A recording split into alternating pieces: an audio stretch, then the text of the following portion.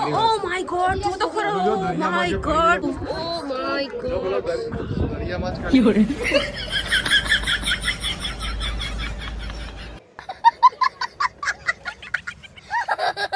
Pizza આયા છે 1 2 3 4 5 6 7 pizza, burger, sandwich ને પાણીપુરી. તો ગાઈઝ હવે જેનિશભાઈની કેપેસિટી પૂરી થઈ ગઈ છે એટલે એના પપ્પાના ખભા પર બેસે છે. જય માતાજી. એના પપ્પા એટલા એનર્જેટિક છે ને.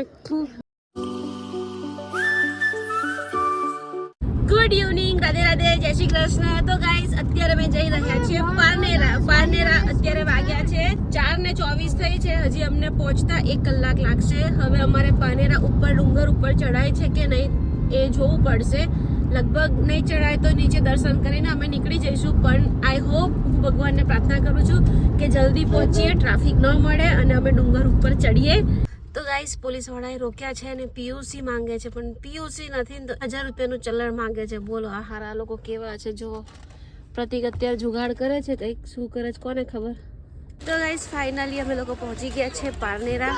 મસ્ત મજાની ગાડી પાર્ક કરી છે અહીંયા અને હવે અહીંયાથી દાદરા ચડતા ઉપર જઈશું. એની પહેલાં થોડા ઘણા નાસ્તા લઈ લીધા છે અને પાણીની બોટલ લઈ લીધી છે. તો ઉપર જઈ અને મસ્ત મંદિરે દર્શન કરી લઈશું. મમ્મી નથી આવતા. કેમ મમ્મી નથી આવું તમારે? પગ દુખે, ચડાઈ નહીં ને. પગ દુખે, ચડાય નહીં. હાઈ બીપી છે ને એટલે. એમ મમ્મીને હાઈ બીપી છે, ચડાય એવું નથી એટલે મમ્મી ના પાડે છે આવવાની. ચાલો દોઢ મૂકો, 7 વાગે મંદિર બંધ થઈ જવાનું છે. આ ત્રણેય બાપ દીકરો દૂર ભાગવાના છે પાક્કું. ઓય મારો સંગાત રાખજો બાપલિયાઓ. માથી નહીં ચડાય પ્રતિક, સાચું નહીં ચડાય યાર.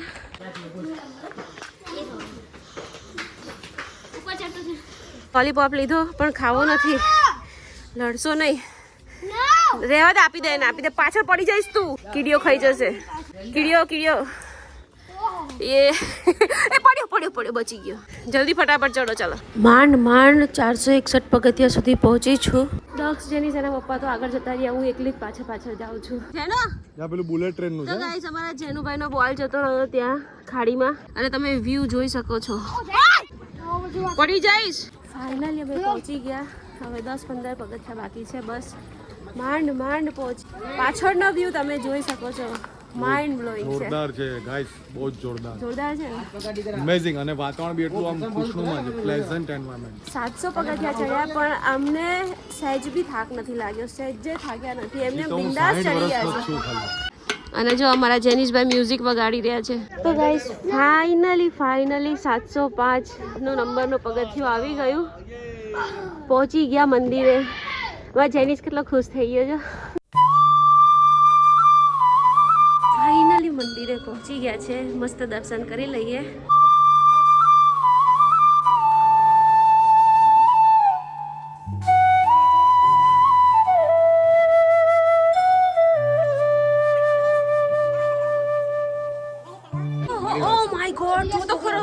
માય ગોડ, વ્યૂ બતાવો. માય ગોડ, દરિયામાં જ ખાલી પેલું પડે છે પ્રકાશ.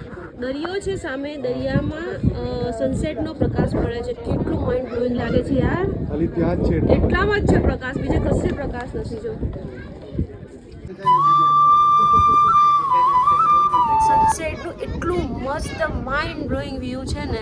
તમને જે પેલી જગ્યા દેખાય છે ને, જો હું બતાડું, એટલી જ જગ્યામાં ફક્ત પ્રકાશ પડે છે સનસેટનો, બાકી કશે પ્રકાશ નથી. જો અને ડુંગર ઉપરથી તો જે વ્યૂ આવે છે માઇન્ડ બ્લોઈંગ યાર. એમ જ થાય કે અહીંયા ને અહીંયા જ રહીએ.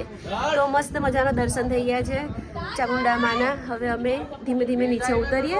તો ગાઈસ જેનિસને બહુ જ પગ દુખે છે. હવે નીચે કેવી રીતે ઉતારીશું, કન્ફ્યુઝ થઈ ગયા. પગમાં દુખે છે ખરેખર. આ ટ્રાવેલિંગમાં જેનિસ કામનો નથી. હા જેનિસ લે, આને પેટમાં દુખે છે, આને પગ દુખે છે. કરવું શું અમારે? હે આ પાપે એ ઉપર ના ચડીશ.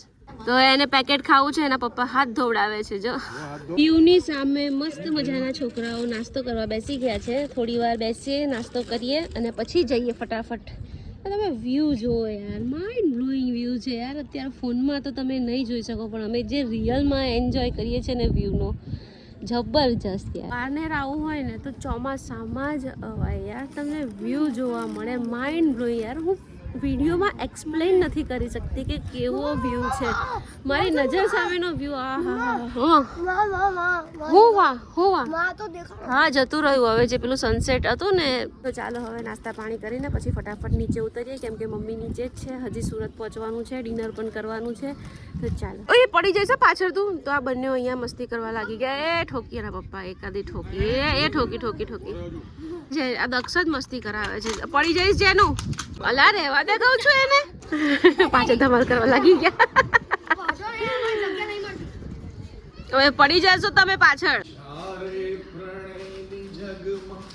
શરૂઆત થઈ હશે ત્યારે પ્રથમ ગઝલની રજૂઆત થઈ હશે. ગાઈઝ જો મંદિરથી અમે નીચે તો ઉતરીએ છીએ પણ નથી આગળ કોઈ કે નથી પાછળ કોઈ. અમે એકલા જ છીએ. અમે બોલીએ છીએ ને તો પડઘા પડે છે. બહુ મોડું થઈ ગયું છે. અમે લોકો પહોંચ્યા લેટ અને હવે ઉતરીએ છીએ પણ લેટ. કોઈ જ નથી. ઓય દક્ષ સ્ટોપ ઇટ. અને પાછો આવો યાર રહ્યો બીવડાવે છે આપણને.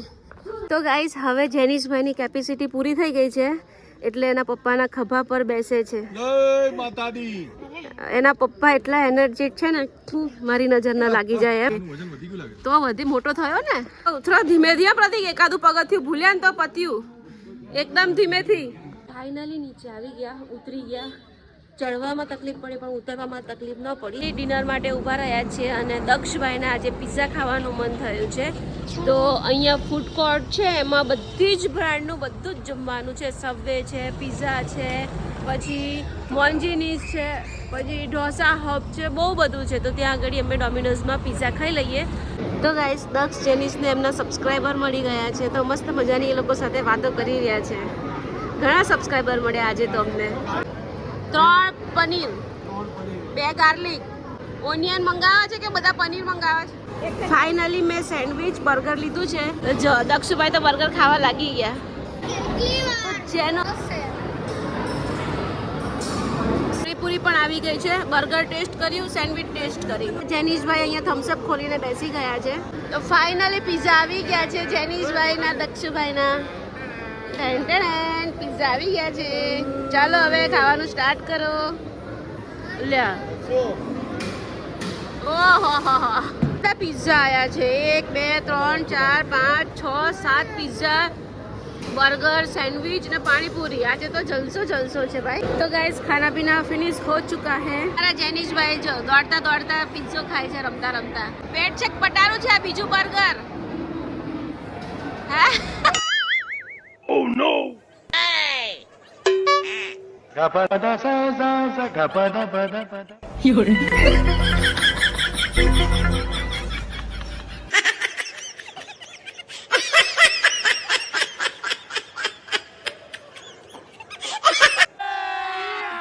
अभी मजा आएगा ना भिड़ो.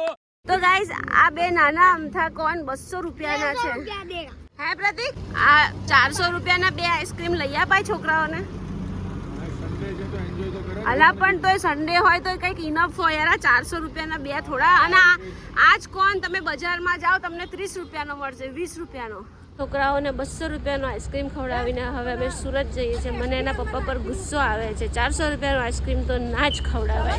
તમે જુઓ આ કેવી રીતે આઈસ્ક્રીમ ખાય છે. આખી કોથળી બગાડી, આખી ટી શર્ટ બગાડી. અરે બાપરે બાપ, આ છોકરો તો જો 200 રૂપિયાનો આઈસ્ક્રીમ વસૂલ તો કરવા જ પડે ને. 200 રૂપિયા કેમ છે નું? હા તો કરવા તો પડે ને. આજે બહુ જ ખર્ચો થઈ ગયો અને ખૂબ એન્જોય પણ કર્યો.